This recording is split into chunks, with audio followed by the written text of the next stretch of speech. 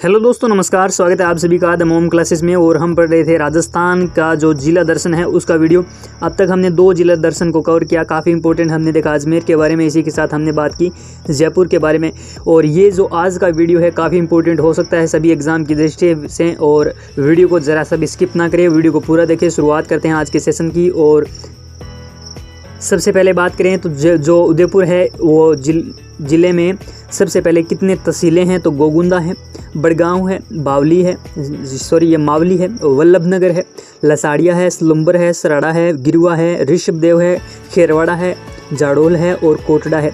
स्लुम्बर जो था ये ठिकाना ये मेवाड़ रियासत में सबसे बड़ा ठिकाना था और काफ़ी इंपॉर्टेंट था एग्ज़ाम की दृष्टि से, क्योंकि कई बार एग्ज़ाम में ये क्वेश्चन भी पूछा गया है। स्लुम्बर जो ठिकाना था ये मेवाड़ रियासत में सबसे बड़ा ठिकाना था। नेक्स्ट बात करें तो उदयपुर ज़िले का कुल क्षेत्रफल कितना है, तो ये 13,419 वर्ग किलोमीटर है। उदयपुर ज़िले की मानचित्र अगर स्थिति पूछी जाए तो 23 डिग्री 46 मिनट से 25 डिग्री 5 मिनट उत्तरी अक्षांश तथा 73 डिग्री 9 मिनट से 74 डिग्री 35 मिनट पूर्वी देशांतर है। नेक्स्ट बात करिए तो उदयपुर ज़िले के अंदर कुल वन क्षेत्र पूछा जाए तो 4,581.23 वर्ग किलोमीटर में उदयपुर में स्थित है वन क्षेत्र। नेक्स्ट बात करें उदयपुर ज़िले को किन किन नामों से पुकारा जाता है, और कई बार ये एग्ज़ाम में क्वेश्चन भी पूछा जाता है। तो उदयपुर को मेवाड़ का रतन, झीलों की नगरी, पूर्व का वेनिस, भारत का दूसरा कश्मीर और राजस्थान का कश्मीर आदि उपनामों से जाना जाता है। काफ़ी इम्पोर्टेंट ये जो उदयपुर का मेवाड़ का जो रत्न है और झीलों की नगरी के बारे में पूछा गया है, पूर्व का वेनिस भी पूछा गया है और राजस्थान का कश्मीर कई बार एग्जाम में रिपीट हुआ है। उदयपुर ज़िले के जो प्राचीन नामों के बारे में अध्ययन करें तो ये भी काफ़ी इम्पोर्टेंट, इसे कहा जाता था सीवी, मेदपाट तथा मेवाड़ के नाम से जाना जाता था। सबसे प्राचीन जो है ये सीवी जनपद का हिस्सा था और ये काफ़ी बार एग्जाम में पूछा गया है। उदयपुर की आकृति ऑस्ट्रेलिया के समान है तथा संपूर्ण उदयपुर संभाग की आकृति श्रीलंका के समान है। कई बार सीधा पूछ लिया जाए कि उदयपुर ज़िले की जो आकृति है वो किसके समान है, तो वो ऑस्ट्रेलिया के समान है, और संपूर्ण उदयपुर संभाग की आकृति पूछा जाए तो वो श्रीलंका के समान है। और इसी क्षेत्र में बात करें दोस्तों कि उदयपुर का वह भाग जो पहाड़ी ढालों से आच्छादित है भोमट प्रदेश कहलाता है। कई बार ये भोमट के बारे में भी पूछा जाता है। तो उदयपुर का जो भाग पहाड़ी वाला है, जो पहाड़ी ढालों से आच्छादित है यानी घिरा हुआ है, तो ये भोमट कहलाता है, भोमट प्रदेश कहलाता है। देशहरों की बात करें जो कि कई बार एग्जाम में रिपीट हुआ है, RS तक के एग्जाम में ये देशहरों के बारे में पूछा गया है, काफ़ी इंपॉर्टेंट है देशहरों एग्जाम की दृष्टि से। उदयपुर में स्थित जरगा व रागा पहाड़ी के बीच का जो मध्य का हिस्सा है जो हमेशा हरा भरा वृक्षों से रहता है, तो इसे देशहरों कहते हैं।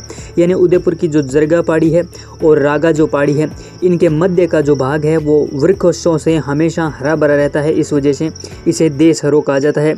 और काफ़ी इंपॉर्टेंट एग्जाम की दृष्टि से गिरवा, चारों ओर से पहाड़ियों से घिरा हुआ उदयपुर का क्षेत्र गिरवा कहलाता है। तो उदयपुर का जो क्षेत्र है ये चारों ओर से पहाड़ियों से घिरा हुआ जो क्षेत्र है ये गिरवा कहलाता है। उदयपुर में विधानसभा क्षेत्रों की संख्या पूछी जाए तो 8 विधानसभा क्षेत्र है जो कि निम्न है: गोगुंदा, जाडोल, खेरवाड़ा, उदयपुर ग्रामीण, उदयपुर मालवी, वल्लभनगर तथा स्लुम्बर। काफ़ी इंपॉर्टेंट ये 8 विधानसभा क्षेत्र। उपखंडों की बात करें तो यहाँ पर 6 उपखंड है, जबकि तहसीलों की संख्या पूछी जाए तो 9 है। पंचायत समितियों की संख्या पूछी जाए तो 11 है। और इसी संदर्भ में बात करें तो 2011 की जनगणना के अनुसार उदयपुर जो जिला है, इस जिले की जनसंख्या के आंकड़ों पर तथ्य डालें तो कुल जनसंख्या यहाँ की 30,68,420 है, जबकि पुरुष पूछा जाए तो 15,66,801 है और महिलाओं की संख्या 15,01,609 यहाँ की गई है। 10 की वृद्धि दर पूछा जाए तो 23.7% है और लिंगानुपात पूछा जाए तो 958 है, काफ़ी इंपॉर्टेंट। और राजस्थान का पूछा जाए तो 928 और 30 के संदर्भ में पूछा जाता है। जनसंख्या घनत्व पूछा जाए तो 262 व्यक्ति प्रति वर्ग किलोमीटर है, जबकि राजस्थान का जनसंख्या घनत्व पूछा जाए तो वो 200 व्यक्ति है। साक्षरता दर पूछी जाए तो 61.8 है और पुरुष साक्षरता पूछी जाए तो 74.7%, महिला साक्षरता पूछी जाए तो 48.4%। उदयपुर जिले का जो पशुधन है उनके बारे में अध्ययन करें तो 27,80,566 यहाँ पर कुल पशुधन है, यानी कुल पशुओं की संख्या पूछी जाए तो 27,80,566 है। और ये लाइव स्टॉक जो सेंसस हुई थी 2012 उसकी जनगणना के अनुसार है। उदयपुर जिले के कुल पशु घनत्व पूछा जाए तो 207 ये जो पशु रखे गए हैं प्रति वर्ग किलोमीटर की दृष्टि से। उदयपुर ज़िले का जो ऐतिहासिक महत्वपूर्ण है, जो पृष्ठभूमि है, कई बार ये हमें बहुत ज़्यादा महत्वपूर्ण रखती है। महाराणा उदय सिंह ने 1559 ईस्वी में उदयपुर की स्थापना की। इससे पूर्व यह मेवाड़ का ही भाग था। लगातार मुगलों के आक्रमणों में सुरक्षित स्थान पर राजधानी स्थानांतरित किए जाने की योजना में इस नगर की स्थापना की गई। तो उदयपुर की स्थापना किसने की? तो महाराणा उदय सिंह ने। कब की? और कई बार एग्जाम में ये रिपीट हुआ है, 1559 ईस्वी में। सन 1572 में महाराणा उदय सिंह के मृत्यु के बाद उसके पुत्र प्रताप का राज्याभिषेक हुआ। तो प्रताप किसके पुत्र थे? तो ये उदय सिंह के पुत्र थे। और नेक्स्ट बात करें तो उन दिनों एकमात्र यही ऐसी शासक था जिन्होंने मुगलों की अधीनता स्वीकार नहीं की थी। तो मुगलों की अधीनता स्वीकार नहीं की और 1572 में राज्याभिषेक होता है किनका? महाराणा प्रताप का। महाराणा प्रताप एवं मुगल सम्राट जो अकबर थे, इनके बीच हल्दी घाटी का घमासान युद्ध मातृभूमि की रक्षा के लिए इतिहास प्रसिद्ध है। यह युद्ध धर्म, जाति अथवा साम्राज्य विस्तार की भावना से नहीं बल्कि स्वाभिमान और मातृभूमि की गौरव के लिए किया हुआ था। तो जो हल्दी घाटी का युद्ध हुआ था वो स्वाभिमान और मातृभूमि और गौरव की रक्षा के लिए किया गया था, किनके बीच? अकबर और महाराणा प्रताप के बीच हुआ था। काफ़ी इंपॉर्टेंट है ये एग्जाम की दृष्टि से और हमारी इस वीरांगना भूमि पर ये युद्ध लड़ा गया। हम इससे अपने आप को गौरव महसूस करते हैं। देश के आज़ाद होने से पूर्व रियासती ज़माने में गुहिल वंश के अंतिम शासक महाराणा भूपाल सिंह। तो ये गुहिल वंश के जो शासक थे महाराणा भूपाल सिंह, जो राजस्थान के एकीकरण के समय 30 मार्च 1949 तक राजस्थान के महाराज प्रमुख रहे। तो 30 मार्च 1949 तक राजस्थान के राज प्रमुख कौन रहे? तो ये महाराज प्रमुख महाराणा भूपाल सिंह रहे। राजस्थान के एकीकरण के तीसरे चरण में उदयपुर को शामिल किया गया तथा राजस्थान के राज प्रमुख उदयपुर के महाराणा भूपाल सिंह बने और वर्तमान ये उदयपुर संभाग में है। जब एकीकरण का तीसरा चरण चल रहा था उस समय राजस्थान का जो एकीकरण था उसमें उदयपुर को सम्मिलित किया गया और राजस्थान के इस एकीकरण के समय महाराणा भूपाल सिंह को बनाया गया राज प्रमुख। इसी संदर्भ में बात करें तो वर्तमान उदयपुर संभाग भी है। उदयपुर जिले में बहने वाली जो प्रमुख नदियां हैं उनके बारे में अध्ययन करें तो बेडज नदी और इसी को कहा जाता है आयड नदी। बेडज नदी का उद्गम उदयपुर के गोगुंदा की पहाड़ियों से होता है। तो ये जो बेडज नदी है इसका उद्गम पूछा जाए तो ये गोगुंदा की पहाड़ियों से होता है। काफ़ी इंपॉर्टेंट। उदय सागर झील में गिरने से पहले इसे आयड एवं बाद में इसे बेडस नदी कहलाती है। तो जो उदय सागर झील है जो कि उदयपुर में स्थित है, इसमें गिरने से पहले तो ये आयड होती है और गिरने के बाद निकलते ही इसे कहा जाता है बेडस नदी। और इसी संदर्भ में बात करें तो उदयपुर भीलवाड़ा में बहने के पश्चात यह नदी मांडलगढ़ के समीप बिगोद नामक स्थान पर बनास में मिल जाती है। तो मांडलगढ़ पड़ता है भीलवाड़ा में और उदयपुर के बाद ये भीलवाड़ा में बहने के बाद मांडलगढ़ के समीप जो बिगोद नामक स्थान है उसके बाद में ये बनास में मिल जाती है। काफ़ी इंपॉर्टेंट। बेडस नदी की कुल लंबाई पूछी जाए तो 157 किलोमीटर है और बेडस नदी की प्रमुख सहायक नदियाँ पूछी जाए तो मेनाल, औरई, गंभीरी तथा गुजरी जो 4 प्रमुख इसकी नदियाँ सहायक नदियाँ हैं। मेनाल, औरई, गंभीरी और गुजरी। आप पूछा जाए कि बेडस नदी किसकी सहायक नदी है तो ये बनास नदी की सहायक नदी है और जो हमने देखा ये बिगोद नामक स्थान पर ये बनास में मिल जाती है। बेडस नदी के किनारे पूछे जाए तो प्राचीन आहड़ सभ्यता विकसित हुई और जिसे ताम्रयुगीन सभ्यता कहते हैं। ताम्रयुगीन सभ्यता कहलाती है आयड नदी। ये जो आहड़ सभ्यता है जो कि आयड नदी के किनारे विकसित हुई और ये उदयपुर में स्थित है। और इसी संदर्भ में पूछा जाए कि इसका जो उत्खनन है वो किसके द्वारा किया गया तो आहड़ नदी का उत्खनन जो है ये अक्षय कीर्ति व्यास के द्वारा किया गया। नेक्स्ट बात करते हैं कि सोम नदी। काफ़ी इंपॉर्टेंट है सोम नदी। सोम नदी का जो उद्गम है दोस्तों ये उदयपुर जिले के बिच्छा मेड़ा की पहाड़ियों से होता है। तो बिच्छा मेड़ा की पहाड़ियों से सोम नदी का उद्गम होता है और यह नदी बेणेश्वर डूंगरपुर में माही नदी में मिल जाती है। तो बेणेश्वर जो धाम पड़ता है डूंगरपुर इसमें यह माही नदी में मिल जाती है और इसी नदी की प्रमुख सहायक नदियों के बारे में अध्ययन करें। जाखम, टिड्डी, सारनी और गोमती है। गोमती, सारनी, टिड्डी और जाखम काफ़ी इंपॉर्टेंट ये चारों ही नदियाँ जो कि हमने देखा कि सोम नदी की सहायक नदियाँ हैं। सोम नदी कहाँ पर किस में मिलती है? माही नदी में मिलती है और इसके बाद सोम नदी जयपुर में भी है और उदयपुर और डूंगरपुर की बीच की सीमा बनाती है। काफ़ी इंपॉर्टेंट। सोम जो नदी है ये उदयपुर एवं डूंगरपुर जो जिले हैं इनके बीच की सीमा बनाती है और बेणेश्वर डूंगरपुर में लगता है आदिवासियों का कुंभ और ये काफ़ी इंपॉर्टेंट। साबरमती नदी राजस्थान की एकमात्र नदी जिसका उद्गम राजस्थान में जबकि गुजरात की प्रमुख नदी है। साबरमती का उद्गम उदयपुर में गोगुंदा की पहाड़ियों से होती है।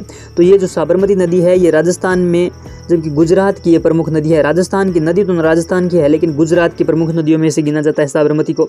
साबरमती का उद्गम उदयपुर की गोगुंदा की पहाड़ियों से होता है और राजस्थान में 45 किलोमीटर बहने के पश्चात यह नदी गुजरात में बहते हुए खंबात की खाड़ी यानी अरब सागर में गिरती है। इस नदी की कुल लंबाई पूछी जाए तो 416 किलोमीटर है जबकि राजस्थान में पूछी जाए तो 45 किलोमीटर है। गुजरात में इस नदी में माजम, बेतरक, बाकल नदियां आकर मिल जाती है। साबरमती नदी के किनारे गुजरात प्रसिद्ध शहर जो है कौन सा? गांधीनगर जो कि साबरमती नदी के किनारे है, काफ़ी इंपॉर्टेंट। और नेक्स्ट बात करते हैं नदियों के संदर्भ में। सई नदी का उद्गम पादरना गांव के पहाड़ियाँ उदयपुर से होता है। तो सई नदी का उद्गम पादरना पहाड़ियाँ जो है, ये गाँव जो है ये उदयपुर से होता है। यह नदी राजस्थान में बहकर गुजरात में साबरमती नदी में मिल जाती है।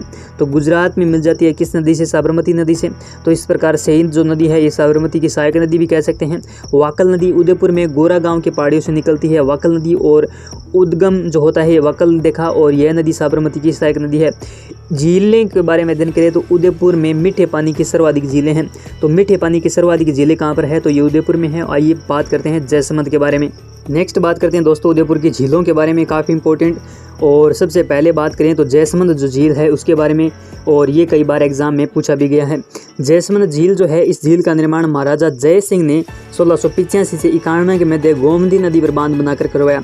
तो नदी पूछा जाए दोस्तों तो वो गोमती नदी है। और कब करवाया गया? तो 1685 से 91 के मध्य ये इसका निर्माण करवाया गया, यानी 6 वर्षों में इसका निर्माण हुआ और ये बनकर तैयार हुई। इसे ढेबर झील भी कहते हैं। किस नदी को? ये जो जयसमंद झील है इसको ढेबर झील भी कहा जाता है। यह विश्व की दूसरी तथा राजस्थान की पहली सबसे बड़ी कृत्रिम झील है। तो विश्व की दूसरी और राजस्थान की सबसे बड़ी कृत्रिम जो झील है ये जयसमंद झील है। और ये नोट लगाकर लिख लीजिए कि विश्व तथा भारत की सबसे बड़ी कृत्रिम झील है ये गोविंद सागर झील है। विश्व की नहीं अपितु भारत और विश्व दोनों की गोविंद सागर जो झील है ये सबसे बड़ी झील है और ये सबसे बड़ी कृत्रिम झील है। अब आपको बताना है कि गोविंद सागर जो झील है ये किस राज्य में स्थित है। कमेंट जरूर करना है इस बात के लिए। जयसमंद झील किसी समय एशिया की सबसे बड़ी कृत्रिम झील थी, परंतु गोविंद सागर झील का निर्माण के बाद यह एशिया की दूसरी सबसे बड़ी कृत्रिम झील बन गई है। जयसमंद झील के बारे में बात करें तो इसमें 7 टापू बने हैं, जिसमें सबसे बड़ा टापू जो बाबा का भांगड़ा है और सबसे छोटा टापू प्यारी है। कई बार एग्जाम में रिपीट हुआ है। टापुओं की संख्या पूछी जाए तो दोस्तों वो 7 है, जबकि सबसे बड़ा टापू पूछा जाए तो ये बाबा का भांगड़ा है। और ये RS तक के क्वेश्चन भी रिपीट हुए हैं। नेक्स्ट बात करें तो सबसे छोटा टापू जो है ये प्यारी कहलाता है। पिछोला झील के बारे में अध्ययन करें तो इसका निर्माण महाराणा लाखा के काल में छित्तर, जिसे पिच्छु भी कहा जाता है, नामक बंजारे ने बेल की समृद्धि में करवाया। और इस झील में सिसारमा और बूजड़ा नदियों से पानी आता है। तो सिसारमा और बूजड़ा नदियों से पानी आता है किस झील में? पिछोला झील में। जबकि हमने देखा जयसमंद जो झील थी इसमें गोमती नदी से पानी आता है। और ये जो झील है इस झील में बिजारी नामक स्थान पर नटनी का चबूतरा बना हुआ है। स्थान पूछा जाए तो बिजारी नामक स्थान है। और नटनी का चबूतरा किस झील में बना हुआ है? तो ये कई बार एग्जाम में पूछा गया है। तो ये पिछोला झील में बना हुआ है। किसके शासनकाल में हुई? तो राणा लाखा के काल में। और नटनी का नाम जो था ये गलकी नाम था। कई बार ये भी पूछा गया दोस्तों कि जो नटनी का चबूतरा बना हुआ है उस नटनी का क्या नाम था? तो ये गलकी नाम था इसका। काफ़ी इंपॉर्टेंट ये भी। नटनी की संक्षिप्त जो कथा है इसके बारे में अध्ययन करें तो 1746 ईस्वी में शासक जगत सिंह द्वितीय ने नट जाति सामान्य रस्सी पर चलने वाली और कर्तव्य दिखाती थी, आज भी करती है। और महाराजा ने शर्त रखी जो स्त्री रस्सी से के सहारे इस झील को पार करेगी उसे वो आधा राज्य दे देगा, यानी महारानी बनाएगा। तब गलकी नामक नटनी ने यह शर्त को स्वीकार की। तब महाराजा ने झील के दोनों तरफ पहाड़ों पर रस्सी बंधवाई और उसे चलने को कहा। जब नटनी ने इसे आधी झील को पार कर लिया तो महाराजा को चिंता हुई कि ये अगर महारानी बनेगी तो वंश का नाम खराब होगा। तो उन्होंने सैनिकों से कहकर रस्सी को कटवा दिया। और नटनी को तैरना नहीं आता था, उसकी डूबने की से मृत्यु हो गई। और गलकी नामक नटनी की याद में नटनी का चबूतरा बनाया गया। काफ़ी इंपॉर्टेंट है। और नटनी का जो चबूतरा है ये महाराजा जगत सिंह द्वितीय से रिलेटिव है, जो कि 1746 से संबंध रखता है। नेक्स्ट बात करें तो फतेह सागर झील 1687 ईस्वी में इसकी नींव जो है ड्यूक ऑफ कन्नौज ने रखी। और 1688 में इसका निर्माण जय सिंह ने करवाया। 1888 में महाराणा फतेह सिंह ने इसका पुनर्निर्माण करवाया। इसे फतेह सागर झील कहते हैं। निर्माण पूछा जाए तो जय सिंह करवाते हैं, लेकिन पुनर्निर्माण फतेह सिंह करवाते हैं 1888 ईस्वी में। इस वजह से इसे फतेह सागर झील भी कहते हैं। अतः इसे हमने देखा फतेह सागर झील कहते हैं। स्वरूप सागर झील का निर्माण जो है 1857 में स्वरूप सिंह ने करवाया। और 1857 की क्रांति के समय पूछा जाए तो मेवाड़ के जो शासक थे वो स्वरूप सिंह थे। और ये कई बार एग्जाम में पूछा गया है। तो इनके द्वारा अंग्रेजों से संधि कब की गई? तो ये 1818 ईस्वी में की गई। ये भी काफ़ी इंपॉर्टेंट। नेक्स्ट बात करते हैं उदय सागर झील के बारे में। इसका निर्माण महाराजा उदय सिंह ने करवाया और 1559 से 65 के बीच में करवाया और बेडी संधि के पानी को रोक कर करवाया। नेक्स्ट बात करते हैं राज्य में जो अन्य जलाशय हैं उनके बारे में। काफ़ी इंपॉर्टेंट ये भी। सोम कागदर सिंचाई जो परियोजना है ये उदयपुर की खेरवाड़ा तहसील से सोम नदी से निर्मित है। तो सोम नदी से निर्मित है सोम कागदर सिंचाई परियोजना। और उदयपुर का कौन सा शहर, कौन सी तहसील, खेरवाड़ा तहसील। सही परियोजना उदयपुर की कोटड़ा तहसील में निर्मित है, इसे जवाई बांध से पानी डाला जाता है। तो जो सही परियोजना है इसमें जवाई बांध से पानी डाला जाता है, काफ़ी इंपॉर्टेंट। नेक्स्ट बात करते हैं दोस्तों देवास द्वितीय परियोजना। इसमें 2 बांध अकोईदड़ा और मादड़ी में बनाए जाने में प्रस्तावित है और इसे उदयपुर झीलों को पानी उपलब्ध करवाया जाएगा। उदयपुर की जो झीलें हैं इनको पानी उपलब्ध कराएगी कौन सी, देवास द्वितीय परियोजना। और 2 बांध अकोदड़ा और मादड़ी में बनाई जानी ये प्रस्तावित मानी गई है। मानसी वाकल परियोजना गोराना गांव के समीप बांध बनाया गया है जिसमें पानी देवास बांध तक लाया जाएगा। इसके लिए 4.6 किलोमीटर लंबी सुरंग बनाई गई है। तो मानसी वाकल परियोजना के लिए लंबी सुरंग कितनी बनाई गई है, 4.6 किलोमीटर। नेक्स्ट बात करते हैं उदयपुर जिले राज्य के जो प्रमुख जीव अभयारण्य है। सज्जनगढ़ वन्य जीव अभयारण्य, इसकी स्थापना 1987 में की गई और राज्य का सबसे छोटा अभयारण्यों में से एक है जो कि केवल 5.19 वर्ग किलोमीटर है और यह राज्य का दूसरा जैविक उद्यान निर्माणाधीन है। यहाँ पर राज्य का दूसरा जैविक उद्यान जो है निर्माण कार्य चल रहा है।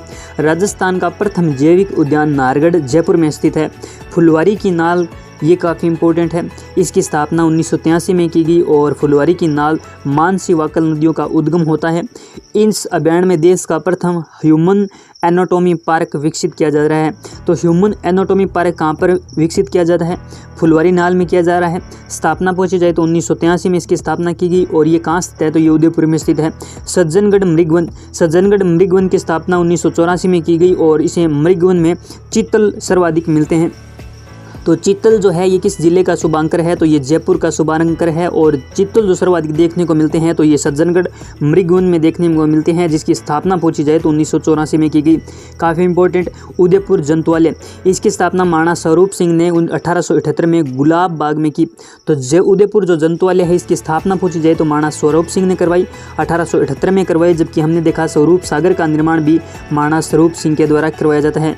यह राज्य का दूसरा सबसे प्राचीन जंतुआलय है और सबसे पहला जंतुआलय पूछा जाए तो जयपुर जंतुआलय है जिसकी स्थापना 1876 में की गई। जबकि 1878 में इसकी स्थापना महाराणा स्वरूप सिंह के द्वारा उदयपुर जिले की जो जंतुआलय इसकी स्थापना की जाती है।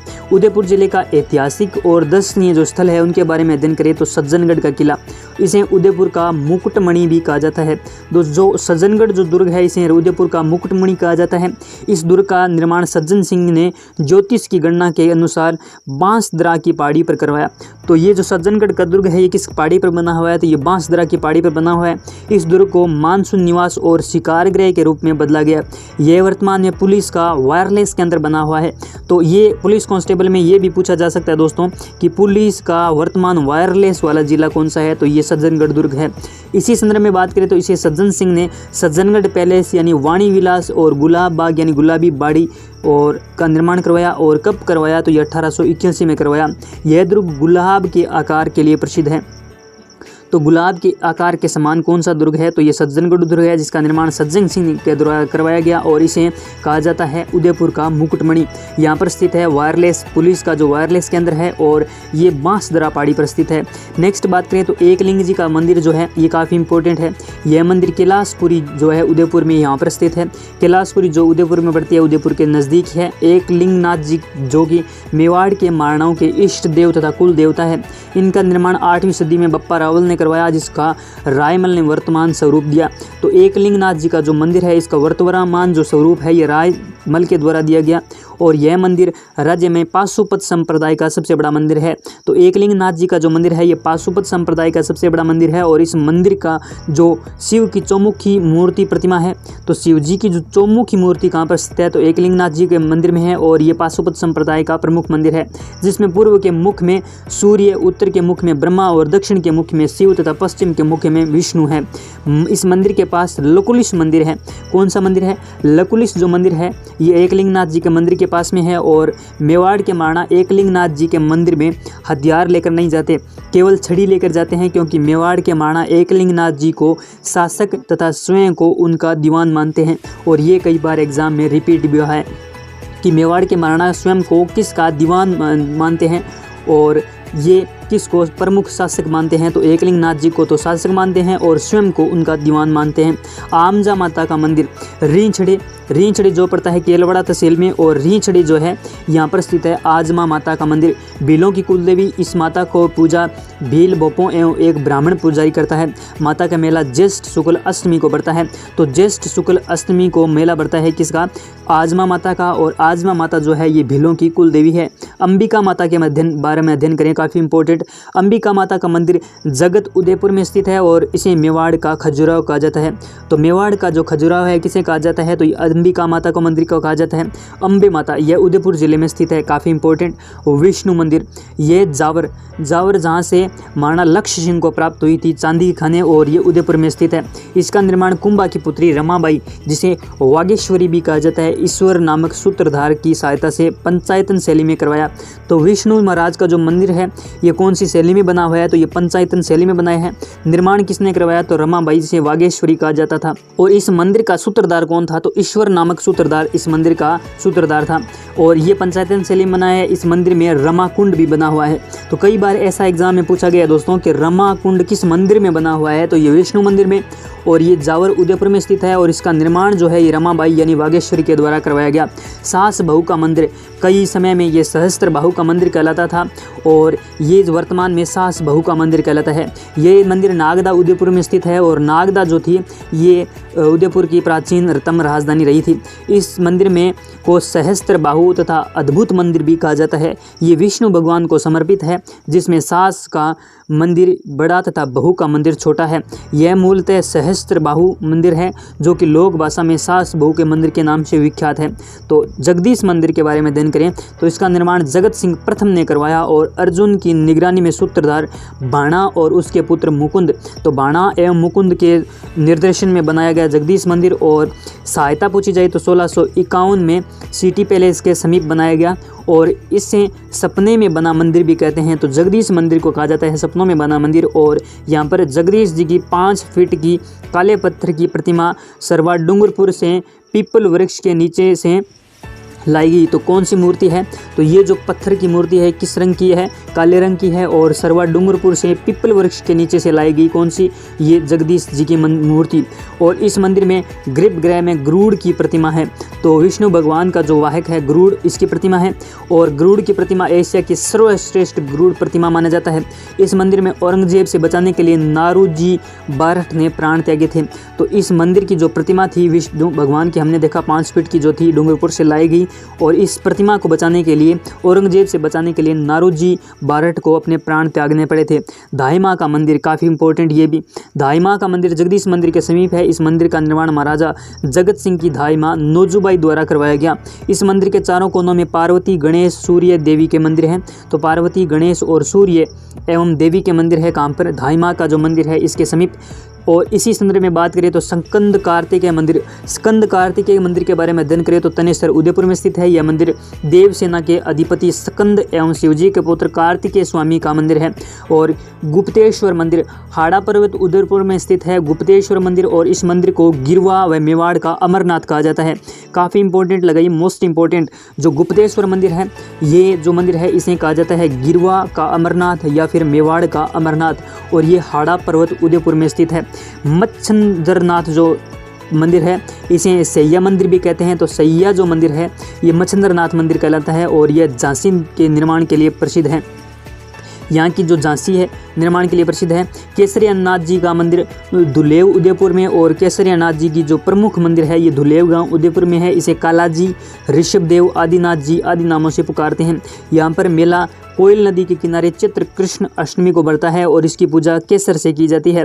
भील इन्हें कालाजी कहते हैं, और यहाँ पर ऋषभदेव जी की 3 फीट की काली चमकीली प्रतिमा है।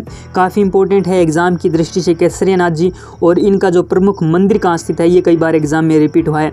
तो ये जो धुलेव गांव उदयपुर में स्थित है, और इन्हें कालाजी, ऋषभदेव, आदिनाथ आदि नामों से पुकारते हैं। और यहाँ पर चैत्र कृष्ण अष्टमी को मेला बढ़ता है, कोयल नदी के किनारे है, और यहाँ पर केसरी से पूजा की जाती है। भील इन्हें कालाजी कहते हैं, और 3 फीट की इनकी प्रतिमा है जो कि काले पत्थरों से चमकीली बनी हुई है। भील कला जी की आड़ में सर्वोपरि मानते हैं वैष्णव धर्म के लोग, इसे विष्णु का अवतार मानते हैं। किनको? ऋषभ देव जी को। और यह मंदिर बिना किसी चूने के जोड़ से 11 खंभों पर टिका हुआ है। 1100 खंभों पर टिका हुआ है। काफ़ी इंपॉर्टेंट ये भी। और उदयपुर में स्थित जो महापुरुष है इनकी छतरियों के बारे में अध्ययन करें तो महाराणा प्रताप की छतरी, महाराणा प्रताप की छतरी बांडोली उदयपुर में है। महाराणा प्रताप की 8 खंभों की छतरी का निर्माण महाराणा अमर सिंह ने केजड़ बांध पर बनाकर करवाई। तो ये जो केजड़ जो बांध है इसके बारे में कई बार एग्जाम में पूछा गया दोस्तों कि ये जो महाराणा प्रताप की जो छतरी है बांडोली में ये किस बांध के किनारे है, तो केजड़ बांध के किनारे 8 खंभों की है। बांडोली उदयपुर में है। महाराणा प्रताप के पुत्र अमर सिंह ने इसका निर्माण करवाया। गफूर बाबा की छतरी, इसका निर्माण जग मंदिर के पास शाहजवां ने करवाया। किसका? गफूर बाबा की जो छतरी है। सिसोदिया वंश की छतरियाँ आहड़ उदयपुर में है। इनके बारे में अध्ययन करें तो सिसोदिया वंश की छतरियाँ आहड़ उदयपुर में है। जबकि मारवाड़ के जो राठौड़ है इनकी बात करें तो हमने देखा कौन से क्षेत्र में है, और ये मंडोर के क्षेत्र में पड़ती है। जबकि जयपुर के जो कछवा वंश के शासक थे उनकी छतरियाँ गेटोर में पड़ती है। और हमने देखा सिसोदिया वंश की जो छतरियाँ हैं आड़ उदयपुर में है। और यहाँ पर प्रथम छतरी महाराणा अमर सिंह की है। अमर सिंह जो कि महाराणा प्रताप के पुत्र थे। और उदयपुर के संदर्भ में ऐतिहासिक जो धरोहर है, स्थल है, उनके बारे में अध्ययन करें दोस्तों तो उदयपुर में है।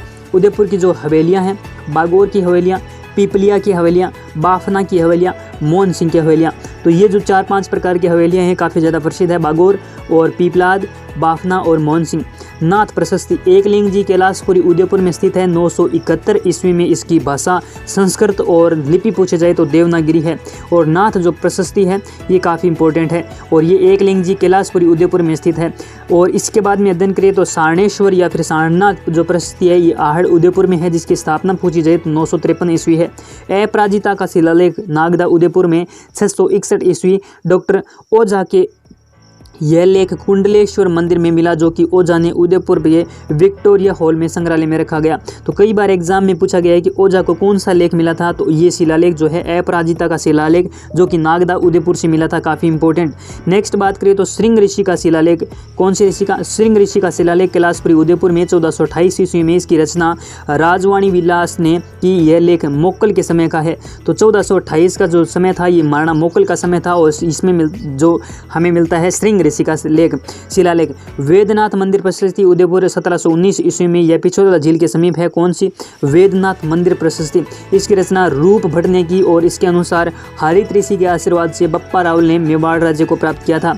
तो किस प्रशस्ति के अनुसार बप्पा रावल ने मेवाड़ को पराजित किया या फिर यहाँ पर राज्य बनाया बसाया?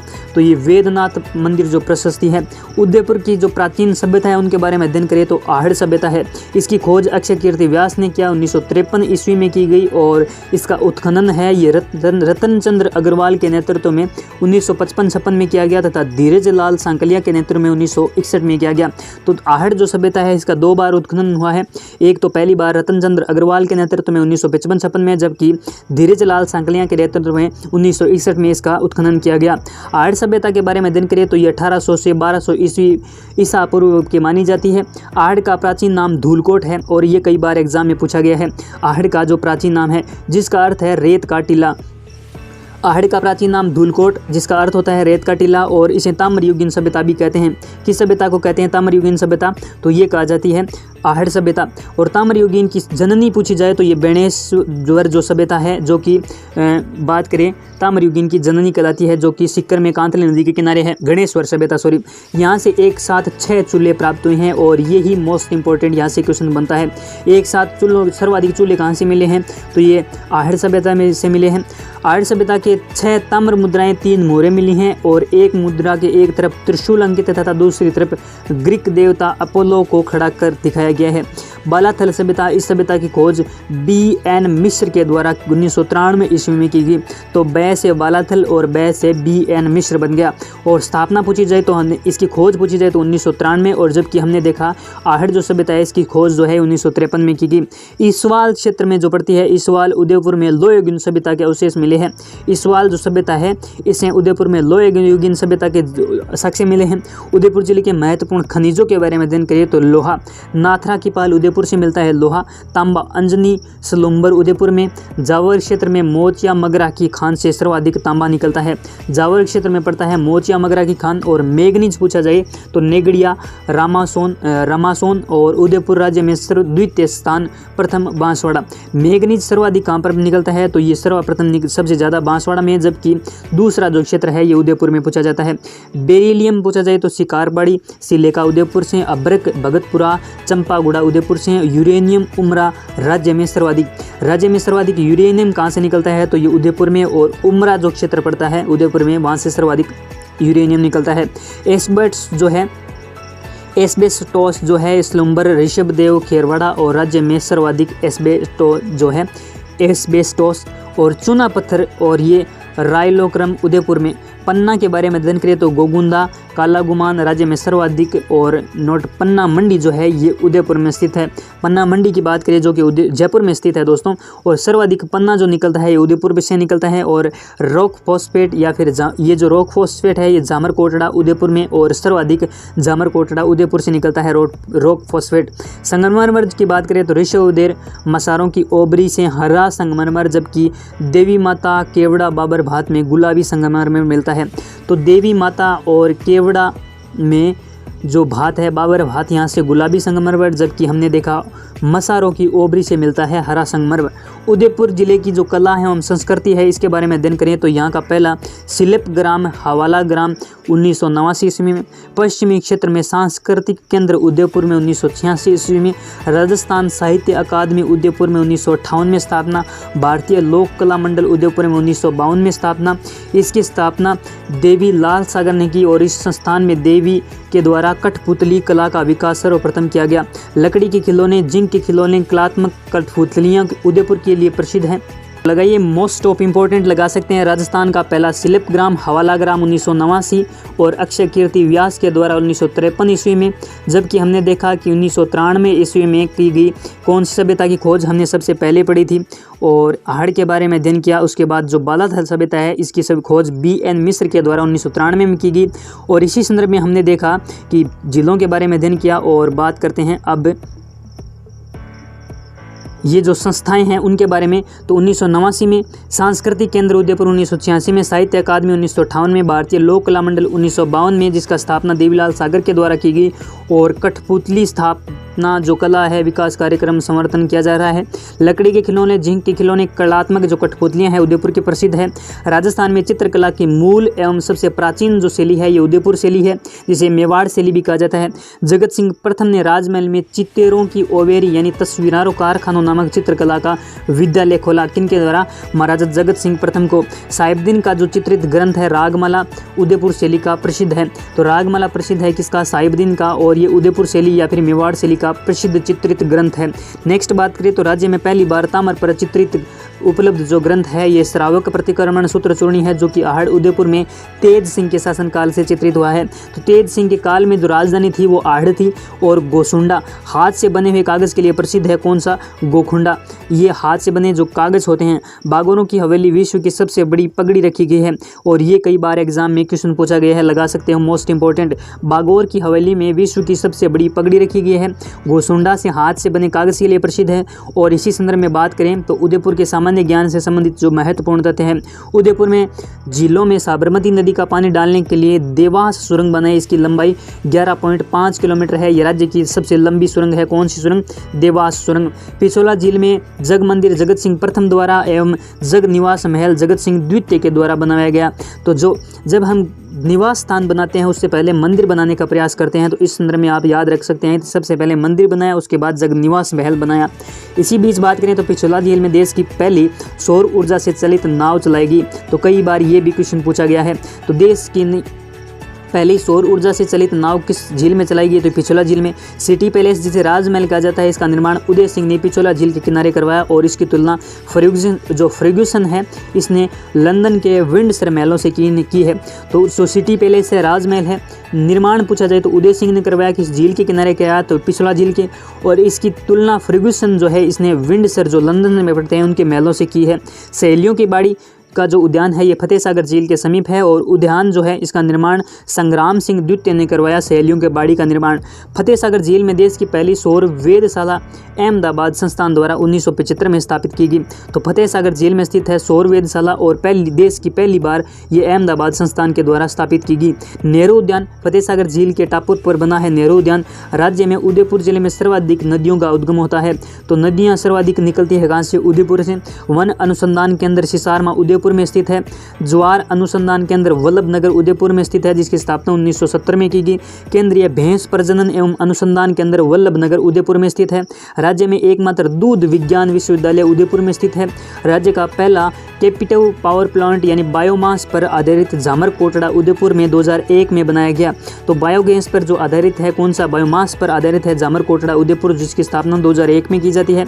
बायोमास गैस का सर्वाधिक उत्पादन उदयपुर से होता है। हिंदुस्तान जिंक लिमिटेड देबारी उदयपुर में स्थापना 10 जनवरी 1966 में कच्चे जस्ते को शुद्ध जस्ता बनाने के लिए इसकी स्थापना की गई। और काफ़ी बार ये एग्जाम में पूछा गया है कि हिंदुस्तान जिंक लिमिटेड का जो स्थापना है ये कहाँ पर की गई? उदयपुर में की गई, देबारी स्थान पर की गई। और 10 जनवरी 1966 में जो कच्चा जस्ता होता है इसको पूर्णतः विकसित करने के लिए बनाएगी। नेक्स्ट है कि जो काफ़ी इंपॉर्टेंट है, समा फॉस्फेट उर्वरक उद्योग लकड़वास उदयपुर, महाराणा प्रताप हवाई अड्डा डबोक उदयपुर, मेवाड़ महोत्सव उदयपुर में अप्रैल माह में मनाया जाता है। मोहनलाल सुखाड़िया विश्वविद्यालय उदयपुर में स्थापना पूछी जाए तो 1964 में, और उदयपुर संग्रहालय के नाम पर 1982 में इसका नाम बदलकर मोहनलाल सुखाड़िया विश्वविद्यालय रखा गया। राजस्थान में राज्य शैक्षिक अनुसंधान एवं प्रशिक्षण संस्थान पूछे जाए तो इसकी स्थापना 1978 में उदयपुर में की गई।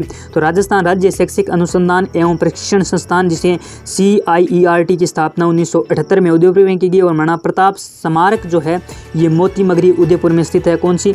महाराणा प्रताप स्मारक, काफ़ी इंपॉर्टेंट ये भी। उदयपुर के बारे में अध्ययन करें तो हल्दीघाटी युद्ध में घायल प्रताप ने अपना इलाज कोल्यारी उदयपुर में करवाया। तो कोल्यारी उदयपुर में महाराणा जो प्रताप है इनका इलाज किया गया। आजीविका मिशन का पहला सेंटर उदयपुर में खोला गया। किस मिशन का? आजीविका मिशन का। राजस्थान में डाकन जो प्रथा है इस पर सर्वप्रथम रोक लगाई तो उदयपुर ने लगाई। कमल की खेती के लिए स्लुम्बर उदयपुर के तालाबों में होती है। किसकी खेती? कमल की खेती। जनाना मर्दाना महल जो है ये स्लुम्बर उदयपुर में स्थित है। महाराणा प्रताप ने चावंड उदयपुर को अपनी राजधानी बनाया। यहीं पर 19/1/1597 को महाराणा प्रताप की मृत्यु हुई। तो चावंड जो कहाँ पर पड़ता है? उदयपुर में, और ये मेवाड़ की संकटकालीन राजधानी भी कहलाती है। भारत में प्रथम मार्शल आर्ट विश्वविद्यालय की स्थापना पूछी जाए तो ये उदयपुर में की गई, मार्शल आर्ट की स्थापना। इसी संदर्भ में आज का सेशन यही समाप्त करते हैं। वीडियो की अगर आपको करनी है PDF प्राप्त तो लिंक दे रखा है डिस्क्रिप्शन बॉक्स में हमारे व्हाट्सएप ग्रुप एवं टेलीग्राम चैनल का, और वीडियो को लाइक करना बिल्कुल ना भूलें। Thank you, have a nice day, wish you all the best, take care.